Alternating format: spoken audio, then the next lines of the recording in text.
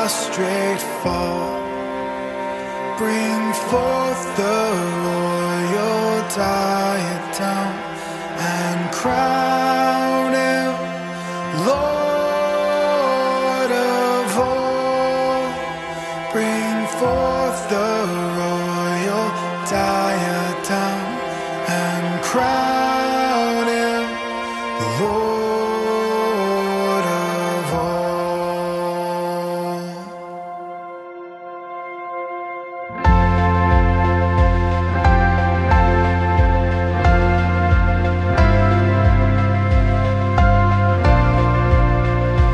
O seed of Israel's chosen race, now ransomed from the fall.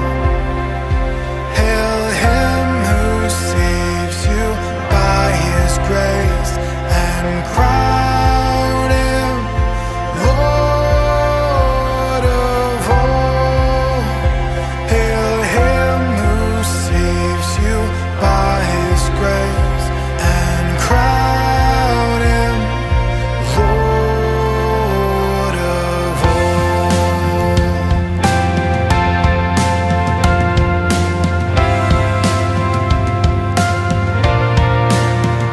Sinners whose love can never forget the wormwood and the gall. Go spread your trophies at his feet and crown him Lord of all. Go spread your trophies at his feet and crown him Lord of all.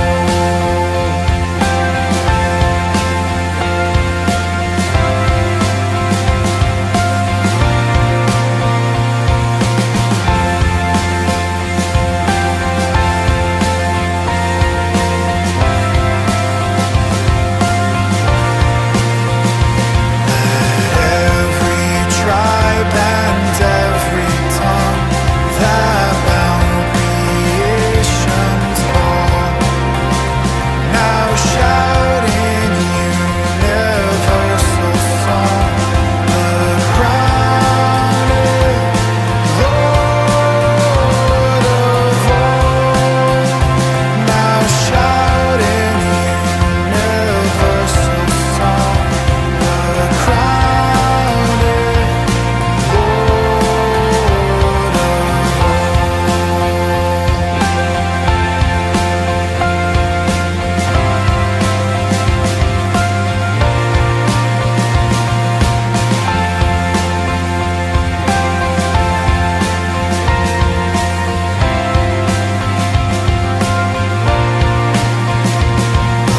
that with yonder sacred throng we at his feet may fall.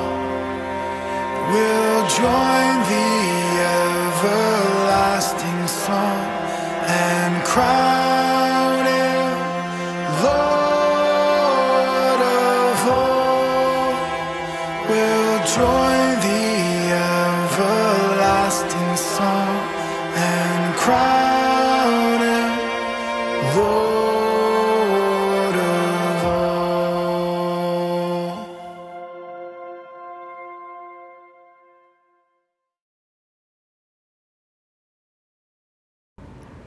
Magandang umaga po mga kapatid. Bibigyang pansin po natin sa loob ng linggong ito ang tungkol sa makapangyarihang tungkulin ng Espiritu ng Diyos. Sa maraming mananampalataya, ang banal na Espiritu ang katauhan sa tatlong persona na hindi masyadong napag-uusapan. Ang teksto pong ating gagamitin ay mula sa aklat ni San Juan, Kabanata 15, mga talatang 26 at 27. At lilipat po sa Kabanata 16, mga talatang 12 hanggang 15. Ngunit sa pagdating ng tagapagtanggol, Ang Espiritu ng katotohanan na susuguin ko mula sa Ama, magpapatotoo siya tungkol sa akin, at magpapatotoo rin kayo tungkol sa akin, sapagkat sa pasimula pa'y kasama ko na kayo.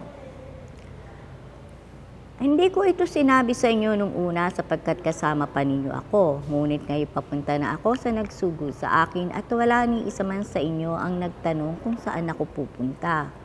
Ngayon, sinasabi ko sa inyo, lubha naman kayong nalungkot. Dapat ninyong malaman ang katotohanan.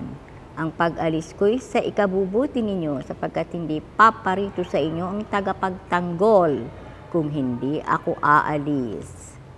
Marami akong sasabihin sa inyo, subalit hindi pa ninyo kayang unawain ngayon. Ngunit pagdating ng Espiritu ng katotohanan, papatnubayan niya kayo sa lahat ng katotohanan galing sa Diyos, sapagkat ang sasabihin niya ay hindi mula sa kanyang sarili, kundi ang kanyang narinig, at ipahahayag niya sa inyo ang mga mangyayari sa hinaharap. Pararangalan niya ako sapagkat tatanggapin ng Espiritu mula sa akin ang ipahahayag niya sa inyo. Ang lahat ng sa Ama ay sa akin, kaya ako sinabing tatanggapin ng Espiritu ang mula sa akin at ipahahayag niya ito sa inyo. Pagpalain ng Diyos ang pagkabasa ng kanyang banal na salita. Madalas nating marinig na ang sermon o pangangaral ay nagbibigay aliw sa sino mang nalulungkot o nagdadalamhati at nagbibigay naman ng lungkot o sakit sa sino mang nasa puspusang kaginhawahan.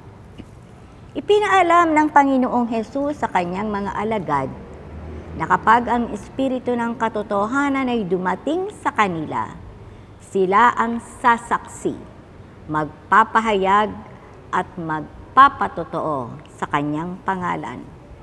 Ang bagay na yaon ayon sa sumulat ng aralin ay nakatigatig at nakabagabag sa kanya sapagkat alam niya ang ginawa at pinagdaanan ni Jesus na hirap at pagpapakasakit nang simulan niyang ipahayag at ipalaganap sa buong mundo ang katotohanan ng pagkakaroon ng maayos at ganap na buhay ayon sa nais at utos ng Diyos.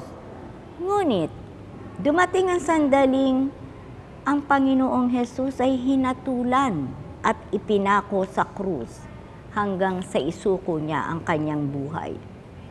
Nagawang itanong ng sumulat ng leksyon, ninanais din kaya ng Panginoong Hesus na sapitin ng kanyang mga alagad ang pinagdaanan niya? Maaaring hindi naging katanggap-tanggap sa mga alagad ang bagay na ito.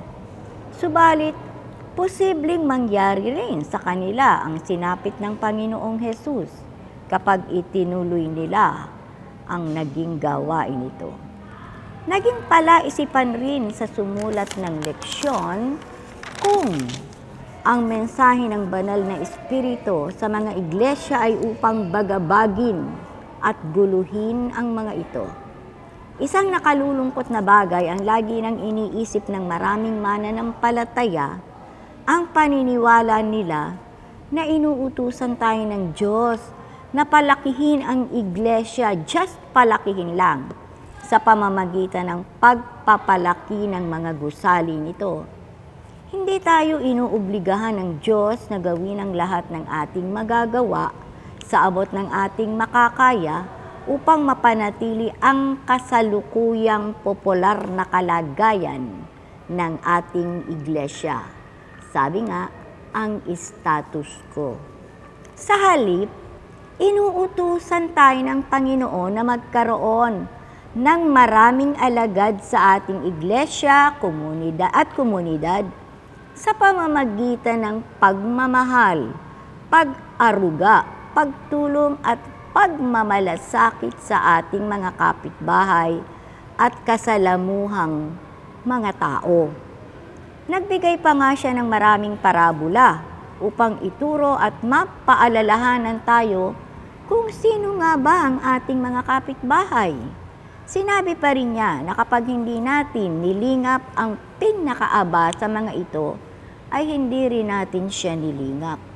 Sa laki ng pagmamahal ng Panginoon sa atin, ipinadadala pa rin niya ang banal na Espiritu sa atin upang bigyan tayo ng pag-asa at palakasin ang ating mga loob kapag nararamdaman natin ang pagmamalasakit at pagtulong sa ating kapwa ay mabigat at mahirap gawin. May isa pang talata na matatagpuan sa Aklat ng Mga Gawa, Kabanata 1, Talata 8 at itong sinasabi, "Ngunit, bibigyan kayo ng kapangyarihan pagbaba sa inyo ng Espiritu Santo at kayo'y magiging mga saksi ko." Ang lahat ng ginawa ni Jesus dito sa lupa ay pasimula ng kanyang ministeryo. Hanggang ngayon, si Jesus ay patuloy na kumikilos at nais pang gumawa sa pamamagitan natin, ninyo, at ako rin. Nang iwanan ni Jesus ang kanyang mga alagad, ipinagtapat niya ang isang lihim. Sabi niya, "Mag-antabay kayo. Pagkaraan lamang ng ilang araw, tatanggapin ninyo ang bautismo ng Espiritu Santo at kayo'y aking magiging saksi." Nangangahulugan na kahit nasa langit na si Jesus, tayo naman, ikaw at ako, ang kanyang katawan na naririto sa lupa. Walang dapat ipangamba at ikatakot. Manapa, sa bawat naghahanap at mangangailangan kay Jesus, inaasahan na tayo ang tutugon at magmiministeryo alang-alang sa Kanya. Napakarami ang naliligaw, naghahanap, nalilito, nasasaktan at napapagod. Sa pamamagitan nating mga mananampalataya, matutulungan ng Panginoong Hesus ang kanilang pangangailangan at higit pa ang Kanyang pagliligtas. Kahit saang lugar, walang hindi maaaring magnais na makakilala sa ating Panginoon. Kung tayong Kanyang kinatawan ay magiging saksi niya at bubuksan natin ang pintuan upang ang Panginoon ay ipakilala.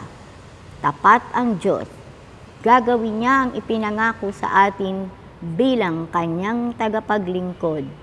Bibigyan tayo ng espiritual na kapangyarihan upang maging saksi at magpatotoo. Tayo po'y manalangin.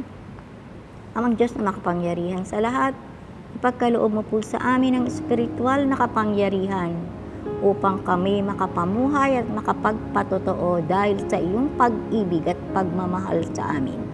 Tulungan mo po kaming makapag-akay ng mga kaluluwa at mailapit namin sila sa iyo na aming tagapagligtas at Panginoon. Sa kapangyarihan ng Espiritu Santo, ito po ang aming dalangin. Amen at Amen.